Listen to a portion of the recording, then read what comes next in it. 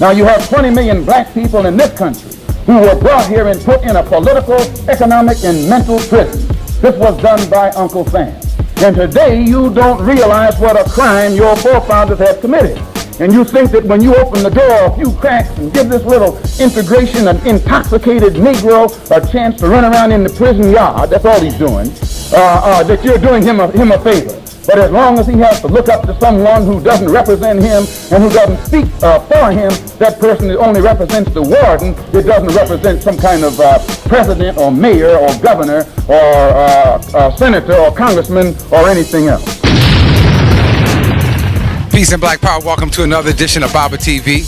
Every time fire. Out here today on the birthday of Malcolm X and also the birthday of the spokesman for the House of Consciousness, Brother Sankofa. Happy born day, brother. First and foremost, I just want to say that all the businesses is shut down here in Harlem. Me and Herman, Brother Herman was just talking about it, and Herman said, well, that just shows you, brother, the power is in the people. You know, not the small establishments, not just the little rinky-dink. Everything is shut down on Brother Malcolm X Day. Yeah, peace and Black Power.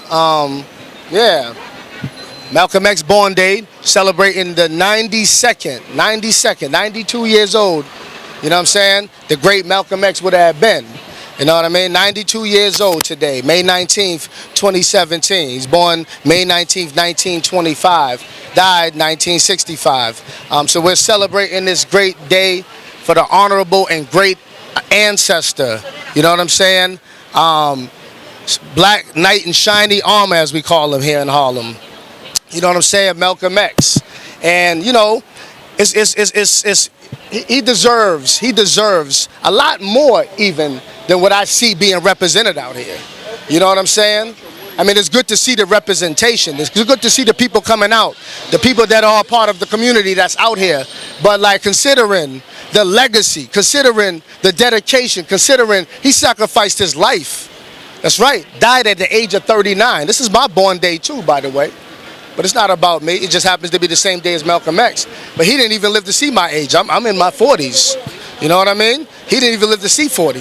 He died young at the age of 39. And look at the type of impact that he had on the world. Look at the type of impact that he had on black people. You know what I'm saying? A long-lasting effect on the mind and the consciousness of black people. That's why he was even a threat. And they don't just produce him like him anymore, and many others. But there are seeds that they planted that are still here. But they're not vast. There's not many of them. That's why you don't see a vast amount of support, or really a significant amount of support from the people, or a representation on behalf of the people in the community, where Malcolm X sacrificed his time, his effort, and labor, the love of labor, for the people, for the liberation and salvation of black people, with the resources of theology that he sought to be right for him at that time. He still utilized that and impacted change in the lives of others. They said Malcolm X said he always wore a watch. He was very punctual. He was very sharp, right, on punctuality. If you really know about it, really study him. You know what I'm saying? And he said he didn't even trust you if you didn't wear a watch. You know what I mean? Because he shows that you're not going to be punctual, you're not there on time, he wouldn't take you serious. He had a certain sharpness about himself, a certain type of character and integrity that you don't just get like that no more. You know what I'm saying? Yes, his father, you know what I mean, was a Garveyite. You know what I mean? So he had certain principles of Pan-African and national pride instilled in him, even though his father was a Christian. You know what I'm saying? His father was murdered. So you got to look at what he represented, a person that came from the streets, got caught up in the street life young, you know what I'm saying? Went to prison at a young age and found something that changed his life. And not only changed that, changed the way he seen things, changed his vocabulary, you know what I'm saying? His outlook on things and his way to articulate them and speak to the pain and the hurt of black people, and also articulate solutions and be a representation of that. That was a transition that was made that was powerful, that is epic. And therefore it is a template of what transformation looks like, what change can be if you apply it. But we can take it to a higher degree and another level. And that's what he would have wanted us to do. Because the information that you get, Just like Albert Einstein had a formula, E equals MC squared. They didn't just stop at that and worship the formula and use that to build on from a ideological standpoint. They built on that and manipulated matter and made technology advance more. Same thing with our leaders, Garvey. We have templates, we have examples. We don't just stop there. Yes, we give them the credit and the props and the glory even that they deserve, because it has to be always taught and spoke about for the children, for the youth, for the generations to come. We can't let their legacy die. We got to keep that going, us being the voices of the people. Like, you know what I'm saying? Regardless of our ideological differences or different communities or not, you know what I'm saying? So Malcolm X Day is very important for a lot of different reasons. It's what he represented, what he stood for, the sacrifices that he made in such a short time span. He died as a very young man. He was only in the Nation of Islam 12 years. Made his transition into other things the last couple of years of his life. That's a very short time. For a person like me that's been around, I'm no Malcolm X on his level of discipline and punctuality all the time. You know what I'm saying? But that's why I can respect somebody when I see that character, being in different movements or organizations and understanding what it takes and what you would look at to see as a template of what a soldier and what reform looks like, what a real black guard looks like. You know what I'm saying? Once he gets into his higher faculty of thought and manifests all the greatness that is already pre-encoded and hardwired within him, that we are just destitute of the light of. He helped to bring a certain spectrum, not an absolute, but a certain spectrum of that light. He deserves the credit, and I think more, even though, much respect, power to the people that came out, the youth, the charter schools, the New York public schools, my brothers from the UNIT team who participated in the Ferncliff Cemetery event commemoration pilgrimage that we have for Malcolm X every year on his birthday, May 19th, that he participated in a ceremony ritual, you know what I'm saying? Come in and talk about it, matter of fact, my brother. Build on that experience with the people. Tell them why the Malcolm X Day is important and still significant and relevant, and why we should see more of a support from the people. You know what I mean? What dynamic is missing? Well, honestly, I think it's important because one of the main factors in my going to the memorial every year is because when I was in elementary school, unfortunately, I was lied to about Malcolm X. See, they either didn't teach us anything about him, or they taught that he was an evil man and that he hated everyone, especially white people, and he wanted to kill them for no reason. So when you're a 4, 5, 6, 7-year-old child and your teachers are telling you this, you're going to believe it. But it wasn't until I got to high school that I was able to read his autobiography that I actually learned about the man. And then I saw the movie done by Spike Lee, and it really changed my whole perception of Malcolm. And at that point, I wanted to somehow dedicate my life towards, you know, his legacy and the remembrance of him in the positive way and in the actual truth in which he lived his life. And this was my second year going to the pilgrimage, and I'm officially a part of the Sons of Africa, which is, I mean, I'm emotional just talking about it right now. You can't even put it into words. You can't buy that feeling that Sankofa explained earlier. But it's just something that every young person should strive to learn about, his legacy, and every elder who was there or who learns about him should pass that down to the young ones. It's imperative that we have this knowledge because, as you can see, 125th doesn't belong to us anymore. And at this rate, we won't have anything because we'll be all wiped out. We need to learn about our history, our past, in order to have a productive future and in order to survive. So, and I'll build on that just briefly. Absolutely. We're here, Malcolm X's birthday, also Brother Sankofa's birthday. But I think Malcolm X's life, I know for me personally, I've used his life and examples when I'm speaking to groups or when I'm just in a conversation. When you know, we get into these different points of view when we start writing off elements of our youth.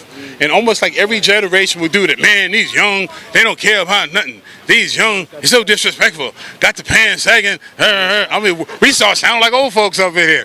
But Malcolm, if a present day Malcolm Little would have been right in that mix with his pants sagging and with his mouth foul and selling drugs and doing like he was before he was transformed. So I just say that to say there's an element of brilliance in all of our young people. It's up to us to create the right atmosphere and environment to bring it out. Now, we don't do that. You know, we get, oh man, the young. No, the young only are following the roadmap that was poorly left or that was not left, and they're making their own roadmap. And if you have to make your own, you ain't gonna be feeling too much love for the person that was responsible for leaving one for you that didn't.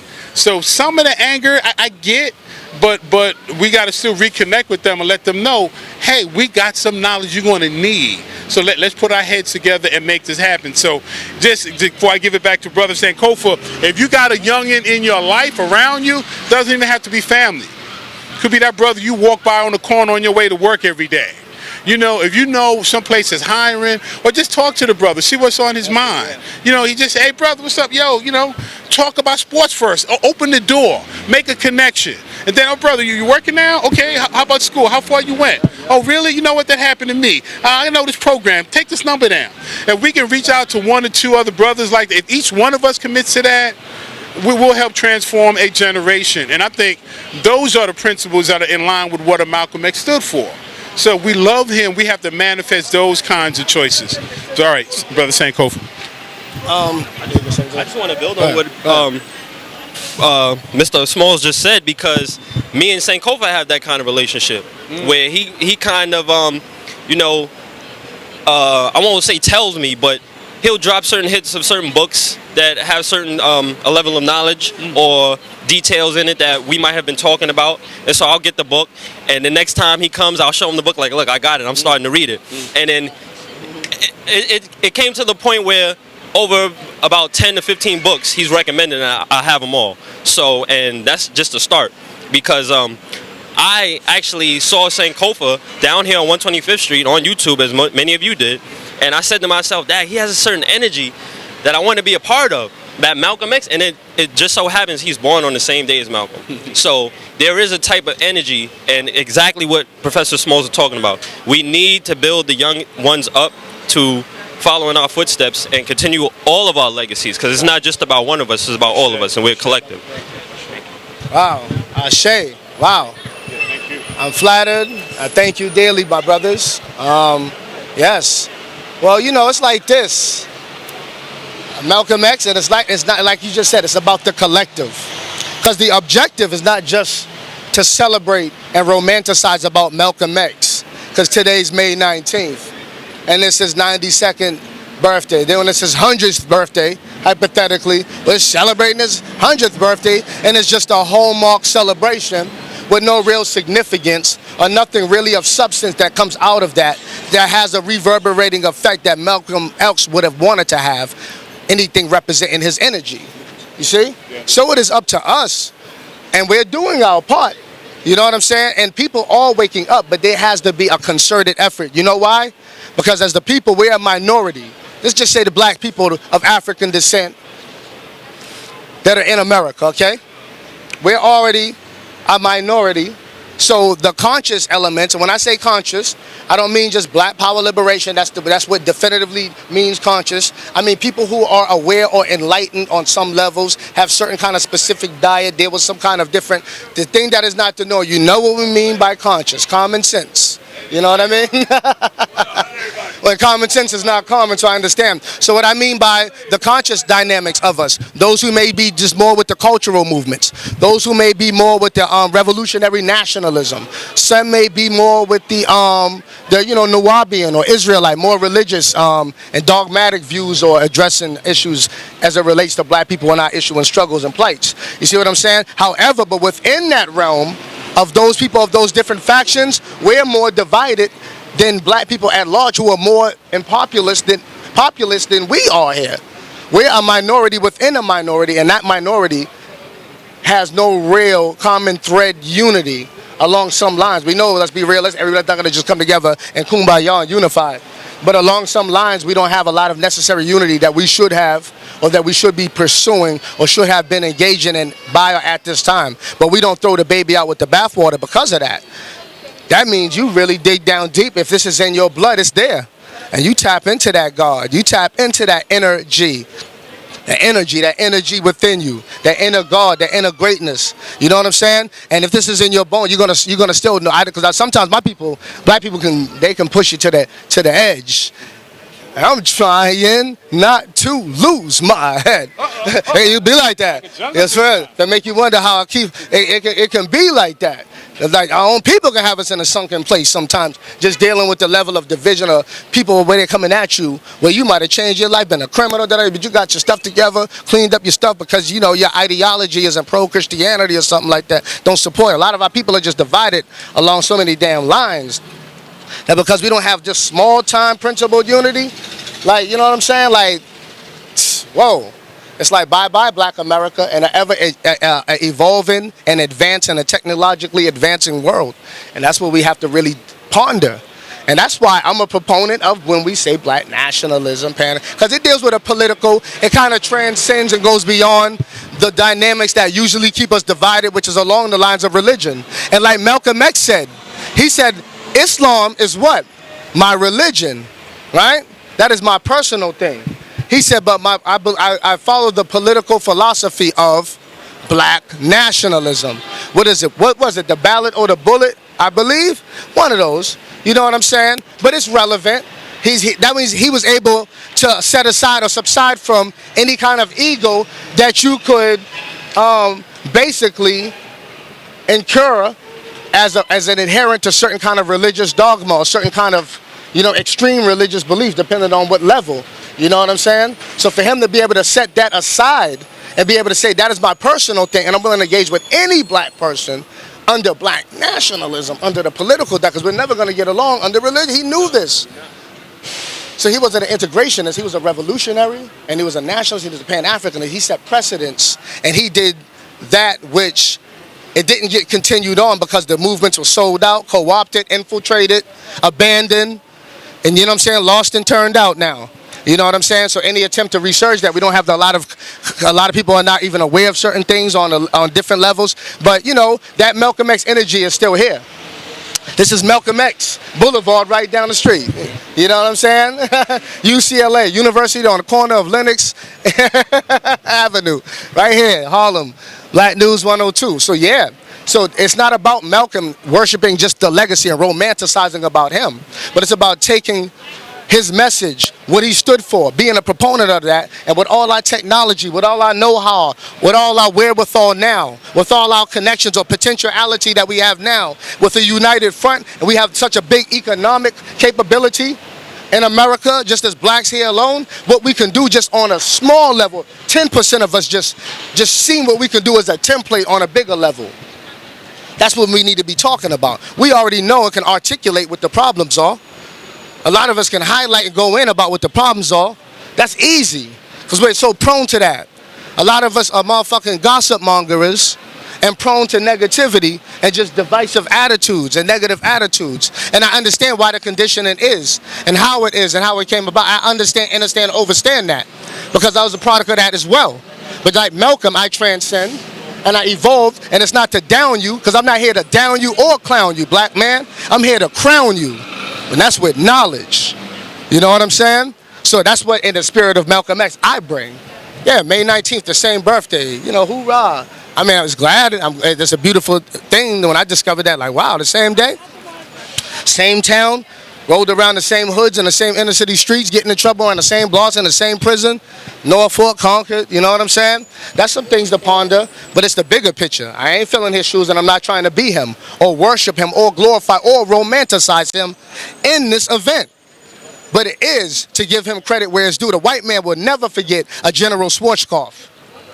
He will never let his kids forget a Miles Standish. They will never let them forget all the murderers, Amerigo Vespucci, and all kind of people. You don't even talk about everyday contemporary history no more.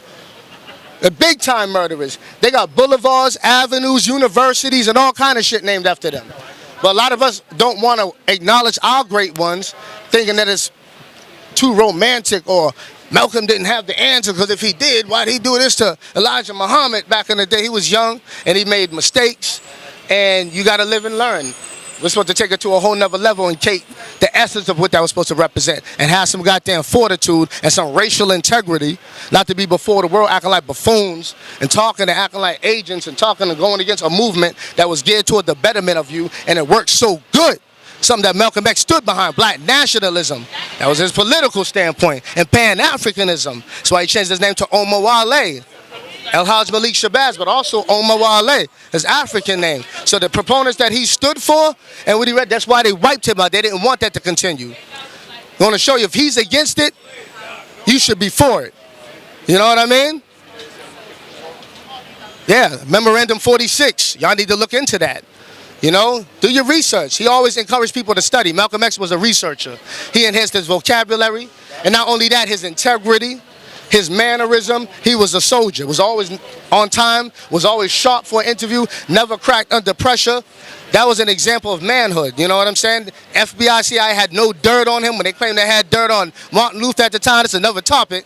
But we love the great ancestor. Get some libation, pour it out, and say Ashe, Black Power. Ashe. And just to build on that, I mean, and when I build like this, I want to do it from a place of trying to humanize and make sure we remember he was flesh and bone just like us. That's right. You know, great will, great intellect, obviously an orator of unmatched ability, but he was still a human being. Now, I appreciate the praise. It never broke under pressure, unflinching, da-da-da. His heart, he had a lion heart like that. But towards the end of his life, the closest people to him did say he was reacting to that pressure. Did say his judgment was affected. Did say he was having trouble sleeping, and there were certain things. Yeah, so I don't.